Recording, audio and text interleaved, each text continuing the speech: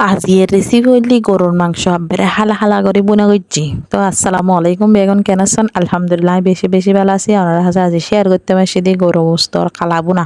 তো ক্যাং করে করছি, শেয়ার করতে পারছি। আশা করি বেগুন তো ভালো লাগলে বেগুনের লাইক কমেন্ট শেয়ার জাটাফাট করে দিবেন ফাটাফাট, তারপরে ভালো করে দিবেন। ওকে, তো গরুর মাংসটা দুই দাই লইলাম।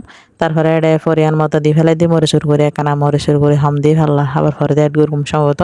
তো মরিচুর করে হলে তোর করে তারপরে দিলাম দে মশলার গুঁড়ি, তারপরে লবণ, তারপরে হইলে আর কি দিলাম দোল দিয়ে ওই গরম মশলা হদি বেরি গরম মশলা টসলা দিই ইনরে আধা বটকায় বটকায় মাখি ফেলে রসুন টসুন আদা বাইটে রেটে দিই দেওয়ানোর পরে ইনরে মাখি সাকি হিলিম। তো ওই মাখানোর পরে দিয়ে দিই মনে হয় মরিচ সময়ে।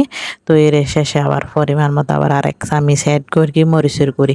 তো ইনরে আবার বালা মতো লাড়ি সারি রে মাখি ফেলেবেন। মাখানোর পরে ফ্রাই প্যানের মেজে ফেলেবেন অল্প করে তেল দিয়ে ফেলেবেন দিয়ে লং এলাচি ডালচিনি তেজপাতা একটু একটু করে দিবেন। গরম মশলা দিয়ে তারপরে এইবে একখানা স্বাদ হইবে এক্সট্রা আবার দিলাম দে।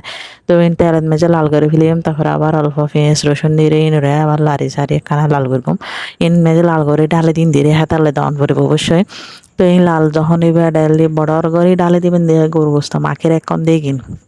তো ইন ডালি দেওয়ানোর পরে ইনের আস্তে আস্তে লারি লারি রান্না করবেন, হারণ ফুরি যাবে সম্ভাবনা এনও আছে। ইন হালা হালা বুন্যুম দেখা তারলাই।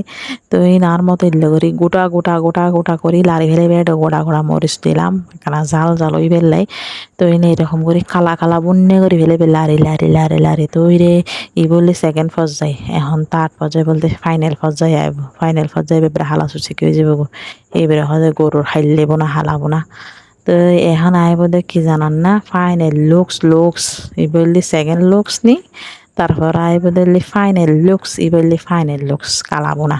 তো ভিডিও কেন লাগে অবশ্যই কমেন্ট করে জানাবেন। বেগুন ভালো দেবেন, সুস্থ দেবেন, নিজের খেয়াল নেবেন। আল্লাহ হাফেজ।